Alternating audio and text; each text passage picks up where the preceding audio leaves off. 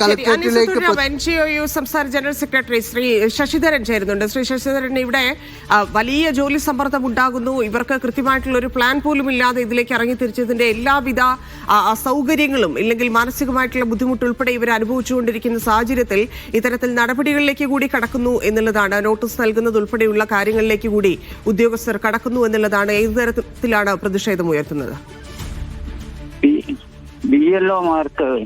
അവർക്ക് മനുഷ്യ സഹജമായി ചെയ്യാൻ കഴിയുന്നതിനപ്പുറത്തുള്ള ജോലിയാണ് ഇപ്പോൾ ഏൽപ്പിച്ചു കൊടുക്കുന്നത്. ഡിസംബർ 4-ാം തീയതിക്കകം തീർക്കണമെന്ന് പറഞ്ഞുകൊണ്ട് കൊടുക്കുന്ന ജോലി ശരാശരി 1000 മുതൽ 1200 വരെ വരുന്ന വോട്ടർമാരെ കണ്ടിട്ട് ഇത് കൊടുക്കാനാണ് പറയുന്നത്.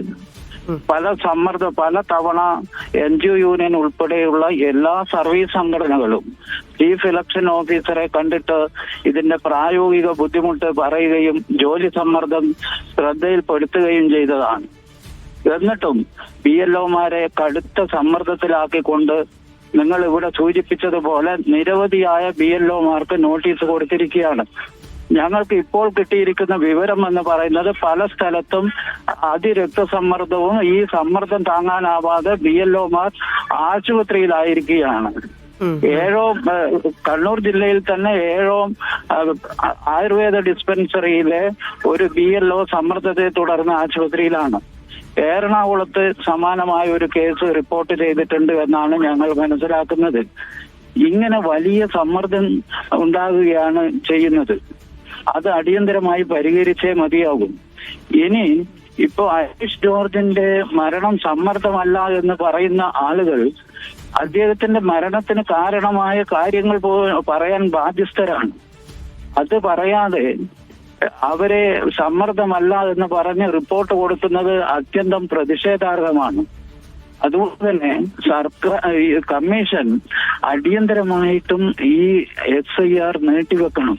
കേരളത്തിൽ തദ്ദേശ തെരഞ്ഞെടുപ്പിന്റെ ജോലി ഇനി വലിയ രീതിയിൽ 2.5 ലക്ഷത്തോളം ജീവനക്കാരെയാണ് ഇതിനു വേണ്ടി നിയോഗിക്കാൻ പോകുന്നത് എന്ന് സംസ്ഥാന കമ്മീഷൻ അറിയിച്ചിട്ടുണ്ട്.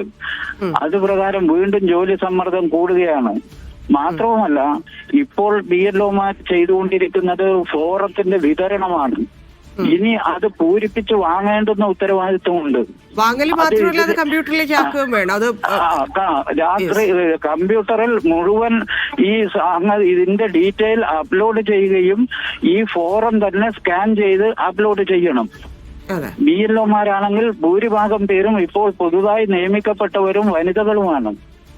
വലിയ രീതിയിലുള്ള ബുദ്ധിമുട്ടാണ്, സമ്മർദ്ദമാണ് അനുഭവിക്കുന്നത്. അടിയന്തരമായിട്ടും ഇലക്ഷൻ കമ്മീഷൻ ഇത് നീട്ടിവെക്കണം.